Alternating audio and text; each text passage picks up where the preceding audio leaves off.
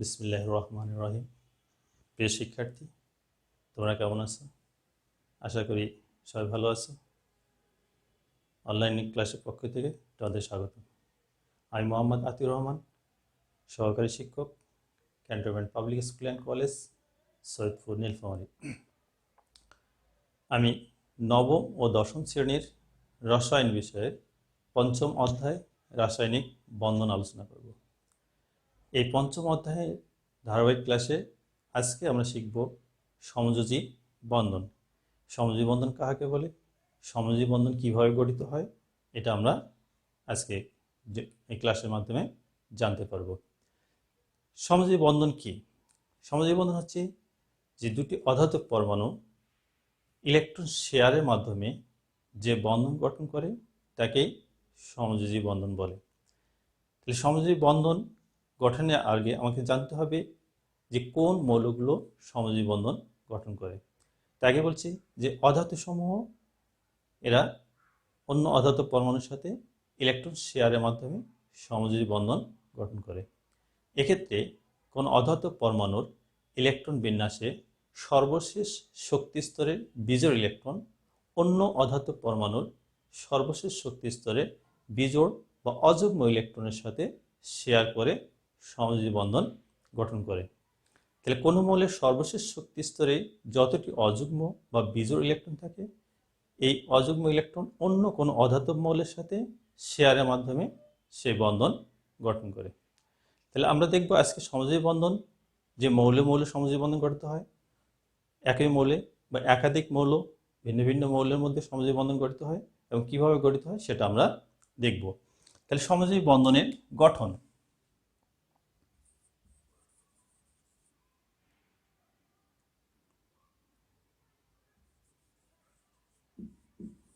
সমযোজী বন্ধন কিভাবে গঠিত হয়?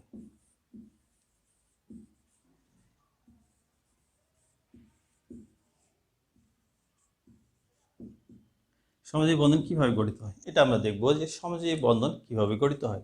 তাহলে আমরা আগে বলছি যে অধাতব পরমাণুর সর্বশেষ শক্তি স্তরে যতটি বিজোড় ইলেকট্রন থাকে, এরা অন্য অধাতব পরমাণুর সাথে ওই বিজোড় ইলেকট্রনগুলো শেয়ারের মাধ্যমে সমযোজী বন্ধন গঠিত হয়। তাহলে প্রথমে আমরা দেখব যে দুটি অধাতব পরমাণু অর্থাৎ একই মৌলের দুটি পরমাণু কিভাবে সমযোজী বন্ধন গঠন করে। তো প্রথমে দেখো, আমরা যদি লিখি ক্লোরিন, এই ক্লোরিন দুইটা ক্লোরিন পরমাণু যুক্ত হয়ে একটা ক্লোরিন অণু গঠিত হয়।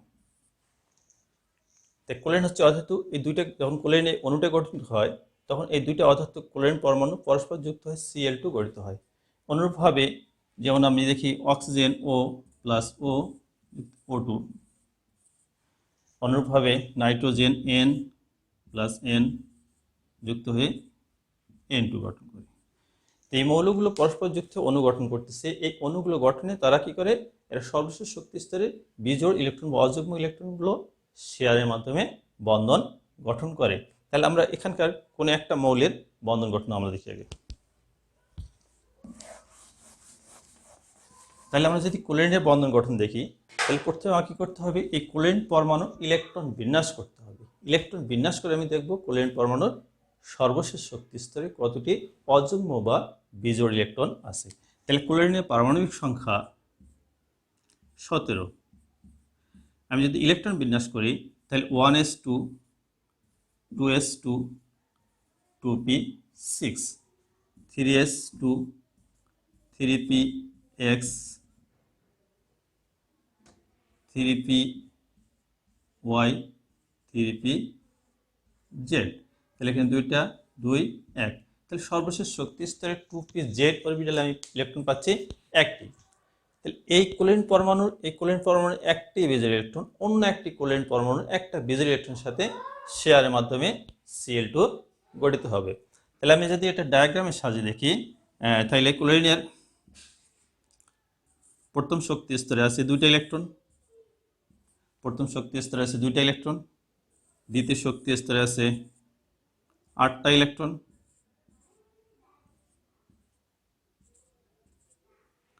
আর তৃতীয় শক্তি স্তরে আছে 7টা ইলেকট্রন।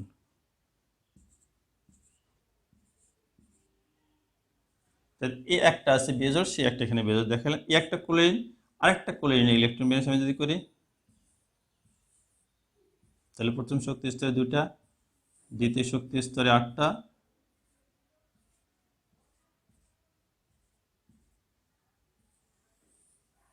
তৃতীয় শক্তি স্তর আছে এই একটা বেজোর ইলেকট্রন, এইটা দিলাম। এই ক্লোরিন এই বেজোর ইলেকট্রন, এই ক্লোরিন এই বেজোর ইলেকট্রন কি করবে? পরস্পর যুক্ত হয়ে Cl2 গঠন করবে। তাহলে এটা হচ্ছে এই একটা ক্লোরিন, প্রথম শক্তি স্তরে 2টা ইলেকট্রন, দ্বিতীয় শক্তি স্তরে পাচ্ছে 8টা, তৃতীয় শক্তি স্তরে আছে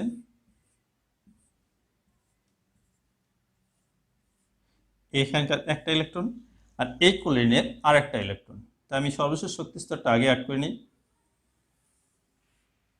একটা বেজোর ইলেকট্রন সর্বশেষ শক্তি স্তরে, তারপর শক্তি স্তরে আছে 8টা ইলেকট্রন,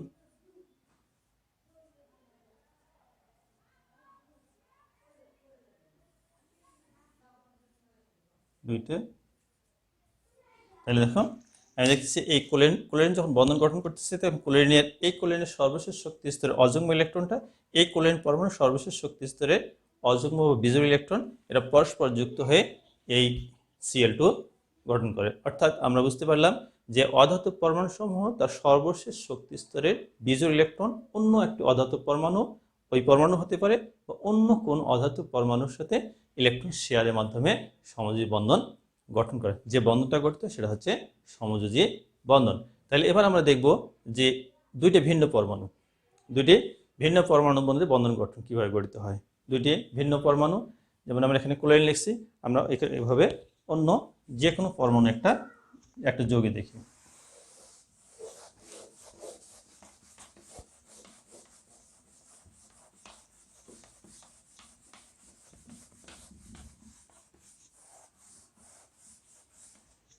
যেমন আমরা এবার অন্য একটা যৌগের বন্ধন গঠন দেখব, অ্যামোনিয়া NH3 এর বন্ধন গঠন।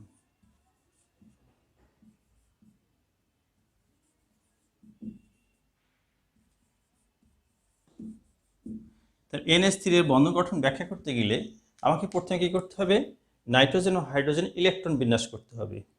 তা প্রথমে আমি ইলেকট্রন বিন্যাস করব, যে পরমাণুটি বেশি থাকে সেটা ইলেকট্রন বিন্যাস করব। এখানে অ্যামোনিয়াতে নাইট্রোজেন আছে একটা, হাইড্রোজেন আছে 3টা। তাহলে প্রথমে যদি আমি হাইড্রোজেনের ইলেকট্রন বিন্যাস করি, হাইড্রোজেনের পারমাণবিক সংখ্যা হচ্ছে 1, ইলেকট্রন বিন্যাস করলে 1s1, অর্থাৎ তার প্রথম শক্তি স্তর এবং 1 নং শক্তি স্তর, সেটা হচ্ছে তার সর্বশেষ শক্তি স্তর, ইলেকট্রন আছে 1টি। নাইট্রোজেনের পারমাণবিক সংখ্যা হচ্ছে 7, আমি যদি ইলেকট্রন বিন্যাস করি তাহলে 1s2, 2s2, 2px, 2py1, 2pz1, অর্থাৎ নাইট্রোজেনের ইলেকট্রন বিন্যাসের সর্বশেষ শক্তি স্তর আমি পাচ্ছি 3টি বিজোড় ইলেকট্রন। এই 3টি বিজোড় ইলেকট্রন কি করবে? 3টি হাইড্রোজেন পরমাণুর সাথে ইলেকট্রন শেয়ারের মাধ্যমে এই অ্যামোনিয়াটা গঠিত হবে, এই যৌগটা গঠিত হবে। তাহলে আমরা ডায়াগ্রামের সাহায্যে এটা দেখি একটু। তাহলে ডায়াগ্রামের সাহায্যে আমি যে যৌগটা এভাবে লিখি যে নাইট্রোজেন প্লাস হাইড্রোজেন যুক্ত হচ্ছে, তাহলে ডায়াগ্রামের সাহায্যে একটা হাইড্রোজেন ইলেকট্রন বিন্যাস করি। এস এর ইলেকট্রন বিন্যাস, তার প্রথম শক্তি স্তরে থাকছে কয়টা ইলেকট্রন? একটা ইলেকট্রন। হাইড্রোজেনের শক্তি স্তরে একটা ইলেকট্রন, প্লাস নাইট্রোজেনের প্রথম শক্তি স্তরে আছে দুইটা, নাইট্রোজেন প্রথম শক্তি স্তরে আছে 2টা ইলেকট্রন, আর দ্বিতীয় শক্তি স্তরে আছে 5টা ইলেকট্রন। তার মধ্যে 2টা আছে জোড়া, এই 2টি ইলেকট্রন জোড়া দিলাম, আর 3টে আছে বেজোড়, একটা, একটা, এই 3টে বেজোড় ইলেকট্রন। তাহলে যখন এই নাইট্রোজেন হাইড্রোজেন যুক্ত হচ্ছে, তখন এই হাইড্রোজেনের একটা বেজোড় এখানে যুক্ত হচ্ছে, আরেকটা হাইড্রোজেন এখানে যুক্ত হবে, আরেকটা হাইড্রোজেন এখানে। তাহলে মোট আমার হাইড্রোজেন লাগতেছে এখানে 3টে হাইড্রোজেন যুক্ত হচ্ছে। তো কীভাবে যুক্ত আমরা একটু দেখি। তাহলে প্রথমে আমি নাইট্রোজেনের গঠন দেখালাম। প্রথম শক্তি স্তরে ইলেকট্রন আছে 2টা, দ্বিতীয় শক্তি স্তরে ইলেকট্রন আছে 2টা জোড়া অবস্থায় আছে, এই 2টা বন্ধন গঠন করবে না, আর 3টে আছে বেজোড়, একটা, একটা বেজোড়। এই 3টে কী করবে? 3টে হাইড্রোজেন সাথে যুক্ত হবে। তাহলে এখানে একটা হাইড্রোজেন, এখানে একটা হাইড্রোজেন আর এখানে একটা হাইড্রোজেন। তাহলে দেখো আমরা দেখতে পাচ্ছি যে এই নাইট্রোজেনের এই সর্বশেষ শক্তি স্তরে যে তিনটি বিজোড় বা অযুগ্ম ইলেকট্রন ছিল, এই তিনটি অযুগ্ম বা বিজোড় ইলেকট্রন তিনটি হাইড্রোজেনের বিজোড় ইলেকট্রনের সাথে যুক্ত হয়ে অ্যামোনিয়া NH3 গঠিত হয়েছে। NH3 গঠিত হয়েছে। তাহলে আমরা দেখলাম যে একই মৌল একাধিক মৌল সমযোজী বন্ধনের মাধ্যমে যুক্ত হয়, আবার দুইটা অধাতব মৌল সমযোজী বন্ধনের মাধ্যমে যৌগ গঠন করে। এবার আমরা দেখব অন্য একটা যে কোন কোন ক্ষেত্রে আমাকে উত্তেজিত করতে হয়, কোন কোন ক্ষেত্রে যৌগগুলোর ইলেকট্রন বিন্যাসের সর্বশেষ শক্তি স্তরকে উত্তেজিত করে অযুগ্ম ইলেকট্রনের সংখ্যা বৃদ্ধি করতে হয়, কোন ক্ষেত্রে করতে হয় এরকম আমরা একটা যৌগ দেখি। এবার এটা মিশিয়ে দিলাম।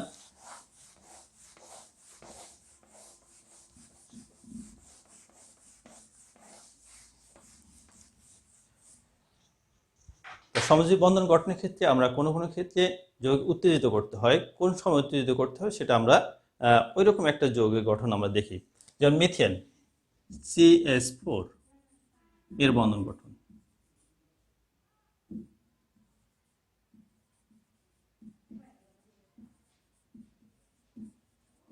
আমি CH3 এর বন্ধন গঠন দেখব। CH4 এর বন্ধন গঠন মিথেনের। তো এখানে মিথেনের বন্ধন গঠনে এখানে হাইড্রোজেন আছে 4টা, কার্বন আছে 1টা। তা প্রথমে আমাকে ইলেকট্রন বিন্যাস করতে হবে হাইড্রোজেনের। হাইড্রোজেন পরমাণুর সংখ্যা 1, ইলেকট্রন বিন্যাস করলে পাচ্ছি 1s1। কার্বন ইলেকট্রন বিন্যাস করলে পাচ্ছি কার্বন হচ্ছে 6 পরমাণুর সংখ্যা। আমি যদি ইলেকট্রন বিন্যাস করি তাহলে 1s2, 2s2, 2px1, 2py1, 2pz ফাঁকা আছে। তাহলে এখানে এই যেহেতু হাইড্রোজেন কয়টা আছে 4টা, এখানে আমার হাইড্রোজেন আছে 4টা, তাহলে এখানে এই বিজোড় কয়টা আছে 2টা বিজোড় আছে, তাই 2টা হাইড্রোজেন যুক্ত হতে পারবে, আর 2টা হাইড্রোজেন যুক্ত হতে পারবে না। কিন্তু কার্বনের ইলেকট্রন বিন্যাসে 2pz অরবিটালটা কি আছে সম্পূর্ণ ফাঁকা আছে। ফাঁকা থাকার কারণে এটা যদি উত্তেজিত করি বা তাপ দেওয়া হয় তাহলে এখান থেকে একটা ইলেকট্রন এখানে স্থানান্তরিত হবে। তাহলে আমি কখন উত্তেজিত করব? আমি দেখতেছি যৌগটাতে একটা কার্বনের সাথে 4টা হাইড্রোজেন আছে, কিন্তু আমি কার্বনের সাধারণ ইলেকট্রন বিন্যাসে আমি দেখতে পাচ্ছি তার সর্বশেষ শক্তি স্তর 2pz এ আমি ইলেকট্রন পাচ্ছি, অযুগ্ম বিজোড় ইলেকট্রন পাচ্ছি 2টি। তো আরও দুটো বিজোড় ইলেকট্রন দরকার, এবং সেক্ষেত্রে 2pz অরবিটালটা সম্পূর্ণ ফাঁকা আছে। তাই একে যদি উত্তেজিত করা যায় তাহলে এখান থেকে একটা ইলেকট্রন এখানে স্থানান্তরিত হবে, তখন বিজোড় ইলেকট্রন হবে 4টি। তখন এই কার্বন পরমাণু 4টে হাইড্রোজেন পরমাণুর সাথে যুক্ত হতে পারবে। তাহলে এক্ষেত্রে আমি কার্বনকে উত্তেজিত করব। এই উত্তেজিত অবস্থা স্টার চিহ্নতে আমরা পরমাণু উত্তেজিত অবস্থাকে বলি। তাহলে 1s2, 2s এখানে 2টা ছিল, একটা হয়ে গেল 2px1, 2py1, 2pz1। সেক্ষেত্রে দেখলাম আমি কার্বনের সর্বশেষ শক্তি স্তরে আমি 4টা অযুগ্ম বিজোড় ইলেকট্রন পেলাম। এবার কার্বন কি করবে? সহজেই এই 4টে হাইড্রোজেন বিজোড় ইলেকট্রনের সাথে বন্ধন গঠন করতে পারবে। তাহলে আমরা এর গঠনটা ডায়াগ্রামের সাথে দেখাই।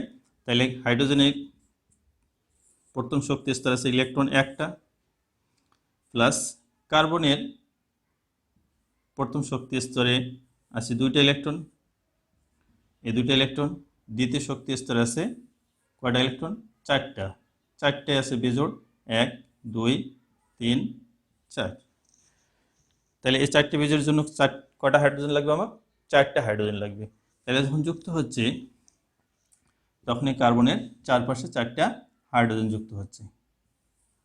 তাহলে প্রথম শক্তি স্তরে আছে 2টা ইলেকট্রন, আর দ্বিতীয় শক্তি স্তরে আছে 4টে ইলেকট্রন, 1, 2, 3, 4। তাহলে এখানে একটা হাইড্রোজেন যুক্ত হবে,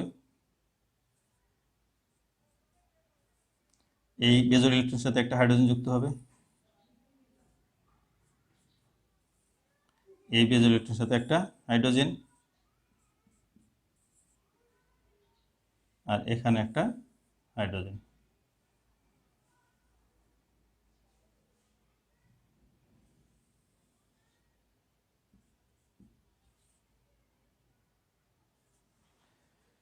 তাহলে দেখো এই গঠনে কার্বন পরমাণু তার সর্বশেষে 4টে বিজোড় ইলেকট্রন এই 4টা হাইড্রোজেনের সাথে যুক্ত হয়ে এই মিথেন গঠন করে। তাইলে আমরা কখন উত্তেজিত করতে হবে, কোন পরমাণুকে উত্তেজিত করতে হবে সেটা আমরা সহজেই বুঝতে পারবো। কি দেখে বুঝতে পারবো? ওই পরমাণুর সাথে অন্য যে পরমাণুটা যুক্ত আছে ওটা কতটা পরমাণু। যেমন এখানে আমি দেখলাম মিথেনে হাইড্রোজেন আছে, কয়টা হাইড্রোজেন আছে? 4টা। একটা হাইড্রোজেনে কয়টা বিজোড় আছে? একটা বিজোড় আছে। তাহলে এই 4টা হাইড্রোজেনের জন্য কয়টা বিজোড় দরকার? আমার 4টা বিজোড় ইলেকট্রন দরকার। কিন্তু কার্বনের স্বাভাবিক ইলেকট্রন বিন্যাসে আমি দেখতেছি কার্বনে 2টা বিজোড় ইলেকট্রন আছে, তাই কার্বনে আরো 2টা বিজোড় ইলেকট্রন দরকার। সেক্ষেত্রে আমাকে কার্বন কি করলাম? উত্তেজিত করলাম। উত্তেজিত করলে তখন আমি বিজোড় ইলেকট্রন পাচ্ছি 4টা। এই 4টি বিজোড় ইলেকট্রন কি করলো? অন্য 4টি হাইড্রোজেন পরমাণুর সাথে সহজে কি করবে? ইলেকট্রন শেয়ারের মাধ্যমে সমযোজী বন্ধন অর্থাৎ মিথেন গঠিত হতে পারে। তাহলে সেক্ষেত্রে আমরা বুঝতে পারলাম যে সমযোজী বন্ধন কিভাবে গঠিত হয়। তাহলে কোনো পরমাণুর সর্বশেষ শক্তি স্তরে বিজোড় ইলেকট্রনগুলো কি করবে? অন্য অধাতব পরমাণুর বিজোড় ইলেকট্রনের সাথে শেয়ারের মাধ্যমে সমযোজী বন্ধন গঠিত হয়। তাহলে আমরা এভাবে যে কোনো অধাতব মৌল দ্বারা গঠিত সমযোজী যৌগের বন্ধন গঠন সহজেই ব্যাখ্যা করতে পারবো। তা শিক্ষার্থীরা আশা করি আমরা সমযোজী বন্ধন গঠন ব্যাখ্যা করতে পারবো এবং যে কোনো সমযোজী যৌগ বন্ধন আমরা আলোচনা করতে পারবো। তা ঠিক আছে, ধন্যবাদ সবাইকে।